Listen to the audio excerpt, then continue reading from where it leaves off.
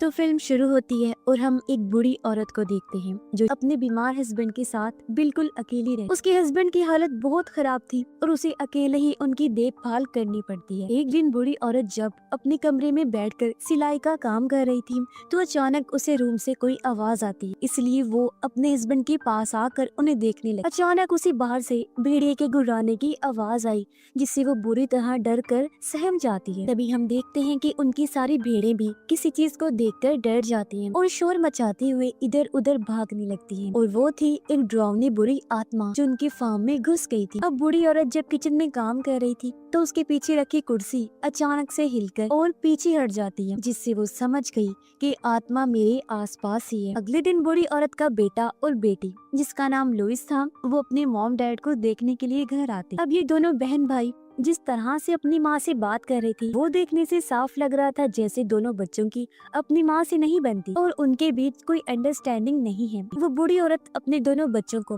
घर से चले जाने को कहती है, मगर ये नहीं बताती कि उनके घर में एक बुरी आत्मा बसी हुई है जो पिछले काफी सालों से यहाँ पर रह रही है। रात को दोनों बहन भाई घर से बाहर बैठकर बातें कर रही थी। उनका मानना था कि सारा दिन डैड का ख्याल रखते रखते मॉम थक जाती होंगी। उन्हें इस बात का भी एहसास होता है कि हम अपनी जिंदगियों में इतने मसरूफ रहे कि कभी अपने मॉम डैड पर हम ध्यान ही नहीं दे पाए। ये बात हम भूल गए थे कि उन्हें हमारे प्यार तवज्जो की जरूरत है। रात को लुइस जब दरवाजा बंद करके अंदर आती है तब दरवाजा अपने आप ही खुल जाता है। उसे अजीब लगा कि ये कैसे खुल गया। वहाँ पर वो शैतानी आत्मा खड़ी थी जिसे सिर्फ और सिर्फ उसकी मॉम ही देख पा रही थी। खाना खाते हुए उनकी मॉम लुइस के भाई जिसका नाम माइकल था उसे बताती है कि इस घर में कुछ भी ठीक नहीं है, बहुत डरावनी चीज यहाँ पर रहती है, इसलिए तुम दोनों को ये घर छोड़ के यहाँ से चले जाना चाहिए। पर वो अपनी माँ की बात को नजरअंदाज करके खाना खाकर अपने कमरे में आ जाता है। किचन में जब उनकी मॉम काम कर रही थी तो एक कुर्सी फिर से साइड पर हट जाती है जिससे उसकी मॉम एक बार फिर घबरा कर रोने लगती है। वो तंग भी आ चुकी थी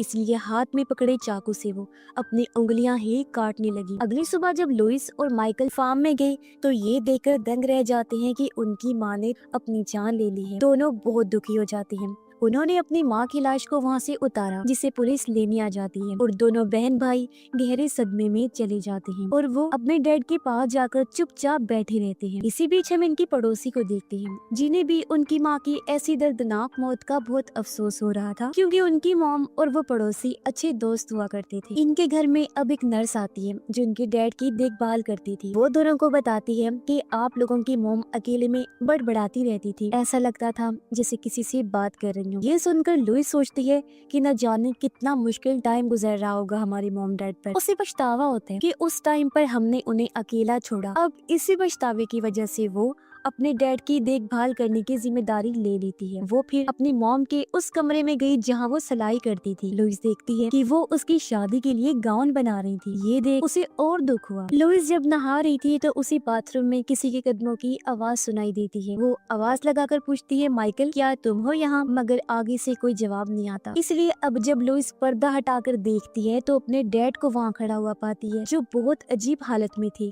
जिन्हें देख लुइस काफी घबरा गई। इस टाइम डैड की आंखें पूरी तरह सफेद हो गई थी और वो पूरी तरह कांपने लगे, अपना सर हिलाने लगते हैं। ये देखकर लुइस काफी डर जाती है। वो चिल्लाते हुए आंखें बंद कर लेती है। उसकी आवाज सुनकर माइकल जब वहाँ चेक करने आया तो उसे बाथरूम में कोई नहीं दिखता। लुइस की बात सुनकर वो जब अपने डैड के कमरे में गए चेक करने तो वो बेड पर बिल्कुल वैसी ही हालत में सोए हुए थे जैसे वो पहले सो रहे। अब लुइस ने जो चीज अपनी आंखों से देखी थी उसे जुटलाना मुश्किल था, लेकिन वो फिर भी उसे सिर्फ अपना वहम समझकर नजरअंदाज कर देती है और खुद को शांत कर। अब माइकल घर का जरूरी सामान लेने बाहर जाने वाला था। जाने से पहले वो अपने डैड को देखने जाता है। उनके बेड के नीचे से माइकल को अपनी मॉम की डायरी मिलती जिस बारे में उसने लुइस को भी बता दिया और दोनों वो डायरी पढ़ने लगते हैं जिसमें उनकी मॉम ने घर में बस रही उस डरावनी आत्मा के बारे में लिखा था और उनका कहना था कि वो धीरे धीरे मेरे हस्बैंड को मार रही है और मुझे मदद की जरूरत है। जो सुनकर लुइस रोने लगती है। अब डायरी में जो जो चीजें लिखी हुई थी उन चीजों को दोनों बहन भाई घर में होने वाले हादसों के साथ मिलाने लगते, और दोनों को किसी भी तरह से ये समझ नहीं आ रही थी कि आखिर उनकी मॉम ने अचानक से खुद की जान क्यों ली। इसकी वजह ढूंढने के लिए वो फिर से डायरी को पढ़ने लगती, जहाँ उनकी मॉम ने लिखा था कि मुझे उस आत्मा की आवाज सुनाई देती है और मैं उसकी मौजूदगी को महसूस भी कर सकती हूँ। वो ना सिर्फ मेरे हस्बैंड को बल्कि मुझे भी मारना चाहती है। अब ये लोग उस डॉक्टर के पास गए जो इनकी मॉम की लाश को मेडिकली चेक कर रहा था। वो इन्हें एक क्रॉस देते हुए कहता है कि मुझे ये आपकी मॉम की जेब से मिला है, जो सुनकर दोनों बहन भाई को काफी अजीब लगा क्योंकि उनकी मॉम कभी भी इतनी रिलीजियस मजहबी नहीं थी। इसके बाद दोनों बहन भाई घर आ जाते हैं, मगर उनकी बेचैनी बढ़ती ही जा रही थी। रात को लुइस जब अपने डैड की देखभाल कर रही थी तो अचानक डैड खांसने लगते हैं। तभी उनके मुंह से एक मकड़ी निकल कर आती है। घबराते हुए लुइस उसे पकड़ने की कोशिश करती है, मगर तभी यहाँ माइकल आ गया। वो पूछता है सब ठीक तो है। तब लुइस इस बात को छुपाते हुए कहती है कि हाँ सब ठीक है। और माइकल जब अपने रूम में आया सोने के लिए तो कोई लाइट को ऑन ऑफ करने लगता है। अब ऐसा कौन कर रहा था यही चेक करने के लिए माइकल खिड़की से बाहर देखता है, जहाँ वो बड़ा ही अजीब नजारा देखता है कि उसकी मॉम हवा में उड़ रही है और वो माइकल की तरफ देखकर मुस्कुरा रही है। तभी माइकल के कमरे की लाइट बुझ जाती है और उसी रूम के अंदर से अपनी मॉम की आवाज आने लगी। उसने बाहर देखा तो मॉम नहीं थी। कमरे में उसी मॉम के होने का एहसास हुआ जो उसी हालत में थी जैसे वो फांसी पर लटकी हो। और अब जब माइकल ने हल्की सी लाइट जलाकर देखा तो वहाँ पर कोई भी नहीं था। अगले दिन लुइस जब बाथरूम में जाती है तो शीशे में खुद को देखकर वो काफी चौंक जाती है क्योंकि किसी ने उसके चेहरे पर लिपस्टिक से निशान बना दिए थे। वो घबराते हुए अपना मुंह साफ करने लगती है। फिर जब वो अपने डैड को चेक करने आई तो उसे उनके पास से लिपस्टिक मिलती है, जो देख वो काफी डिस्टर्ब हो गई। उसे कुछ भी समझ नहीं आ रही थी कि क्या हो रहा है। इसी बीच घर के फोन पर किसी की कॉल आई। लुइस ने जब फोन उठाया तो वो एक रिकॉर्डिंग को सुनती है जिसमें बताया जा रहा था कि घर के टेलीफोन लाइंस काट दी जाएंगी। ये सुनकर जब उसने फोन रखा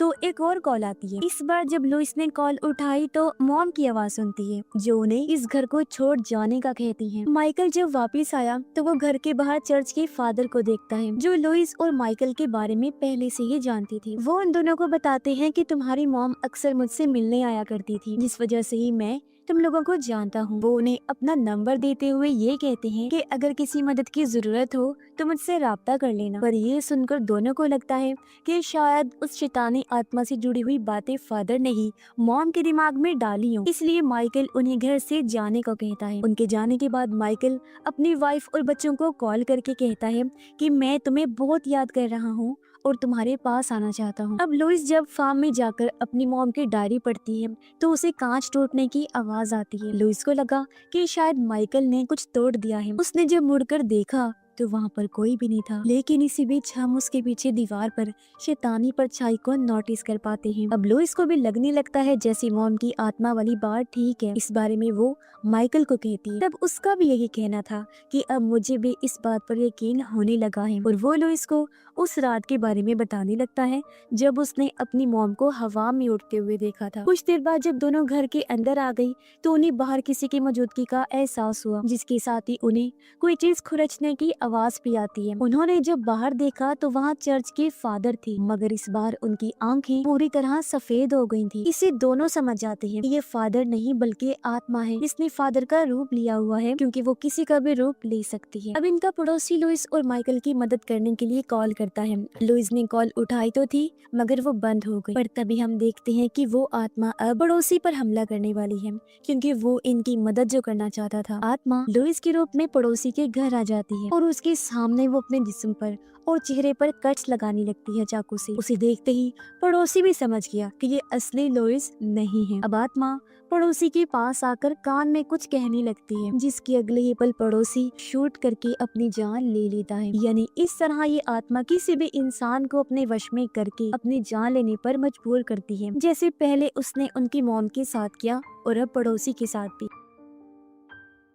अगली सुबह दोनों बहन भाई घर से बाहर आते हैं फादर के पैरों के निशान देखने, ताकि उन्हें पता चल सके कि क्या वो कल रात आई थी या फिर जो हम आत्मा वाली बात सोच रहे हैं वो सच है। तो इन लोगों को वहाँ पर कुछ भी नहीं मिलता। अब घर के इन हालात की वजह से दोनों अपने डैड को हॉस्पिटल भेजने का फैसला करते हैं। लुइस अपनी मॉम के बारे में जानने के लिए फादर को कॉल करती है, तो फादर पूछते हैं कि तुमने मेरा नंबर कहाँ से लिया। लुइस कहती है आपने ही तो दिया था खुद हमारे घर आकर, और कहा था कि आप हमारी मॉम को जानते हैं और वो आपसे मिलने आया करती थी। ये सुन फादर हैरान रह गया। वो कहता है मैं तो कभी आपकी मॉम से नहीं मिला और मैं तो दूसरे मुल्क में रहता हूँ, मैं आप लोगों में से किसी को नहीं जानता। साथ ही फादर उसे ये भी बताते हैं कि मेरी भी लुइस नाम की एक बेटी थी जिसने अपनी जान ले ली थी। इत्तेफाक की बात ये है कि उसकी आवाज तुमसे काफी मिलती जुलती है। ये सुनकर वो काफी घबरा गई, जल्दी से फोन रख देती है क्योंकि सारी बात सुनकर उसका सर चकरा गया था। खैर अब दोनों अपने फादर को हॉस्पिटल भेजने के लिए एक डॉक्टर से मशवरा करते हैं। डैड की हालत देखकर डॉक्टर कहते हैं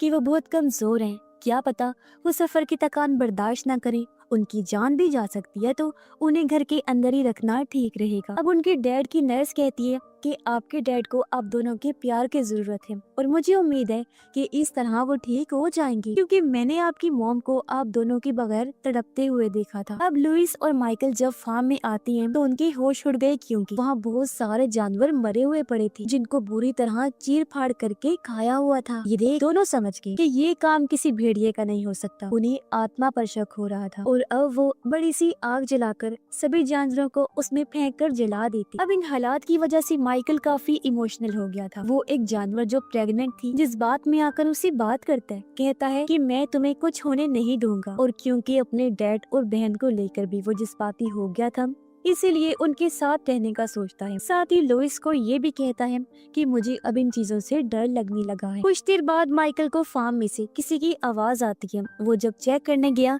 तो शैतानी आत्मा उसकी माँ का रूप लेकर वहाँ आ जाती है। वो माइकल के कान में कुछ बोलने लग गई, जिससे वो भी पड़ोसी और अपनी माँ की तरह चाकू से अपनी जान लेने वाला था, पर तभी वो अपनी ताकत से खुद को रोक लेता है। रात को जब लुइस अपने डैड के साथ सो रही थी तो उसे एक बुरा सपना आता है, जिसमें वो डरावनी आत्मा को अपने आसपास ही महसूस करती है, जो अचानक उसे डरा देती है। और अब जब जाकर उसने अपने साथ चेक किया तो उसके डैड वहाँ नहीं थे, बल्कि वो तो छत से चिपके हुए, जिससे वो काफी घबरा गई और अब चीखते हुए उसकी आंख खुल जाती है, यानी ये भी उसका बुरा सपना था। सुबह जब हुई तो माइकल उसे कहीं दिखाई नहीं देता। वो उसे हर जगह ढूंढने लगा। असल में वो अपनी जान बचाने के लिए अपने डैड और बहन को छोड़कर भाग गया था, और अब इस बारे में जानकर लुइस को काफी बुरा लगता है। तभी लुइस से मिलने पड़ोसी की पोती आती है। वो लुइस को उसकी मौत के बारे में बताकर कहती है कि तुम्हारे डैड गल सड़ रहे हैं। ये सुनकर लुइस समझ जाती है कि ये असली पड़ोसी की पोती नहीं है, बल्कि इस बार भी आत्मा रूप बदलकर उसके पास आई है और वो लुइस को परेशान करने लगी। उसे नजरअंदाज करके लुइस माइकल को फोन करती है। जिस बीच यहाँ डैड की नर्स भी आ गई। दोनों बहन भाई की बहस चल रही थी कि तभी नर्स एक नोकदार चीज अपने गाल में घुसाने लगी। ये देख लुइस घबरा गई। वो उसे रोकने जाती है, लेकिन नर्स ने उसे बेहोश कर दिया था और अब वो अपनी नाक और जिस्म के अलग अलग हिस्सों में औजार घुसाकर बेरहमी से अपनी जान ले लेती है। उधर माइकल जब अपनी वाइफ और बच्चों के पास आया तो ये देख वो पूरी तरह टूट जाता है कि उसकी फैमिली के सभी लोग मारे गए हैं। तो अब दुखी होते हुए माइकल गर्दन काट कर अपनी जान भी ले लेता है, लेकिन मरते हुए उसने देखा कि उसकी फैमिली तो जिंदा है और ये सब उस आत्मा की साजिश है कि माइकल की भी जान चली जाए। लुइस जब अपने डैड के पास थी तो डैड को जोर से खांसी आने लगती है। इसी बीच उसे घर से माइकल की आवाज आती है, साथ साथ उसके डैड की भी तबीयत खराब हो रही। लुइस काफी घबरा गई, डैड को बचाने की कोशिश करती है, मगर वो जोर से खांसते हुए अपना दम तोड़ देते हैं। इसी दुखी होकर लुइस जब रो रही थी तो उसे घर में से अपनी मॉम की आवाज आती है। उन्हें देखने के लिए जब उसने पीछे मुड़कर देखा तो वो आत्मा डैड के अंदर से निकलकर लुइस को भी मार देती है, यानी ये पूरी फैमिली ही मौत के घाट उतर चुकी। तो इसके पीछे की वजह ये थी कि उनकी मॉम ने अपने किसी काम को पूरा करने के लिए उन सब की आत्माएं शैतान को सौंपने का वादा किया था, इसलिए आत्मा उसके डैड के अंदर रहकर उनके घर में बस गई और उसने फिर इस पूरी फैमिली को खत्म कर दिया। जो भी इनसे राब्ते में थे उसने उनको भी मार दिया। और इसी के साथ ही इस फिल्म की कहानी भी यहीं पर खत्म हो जाती है।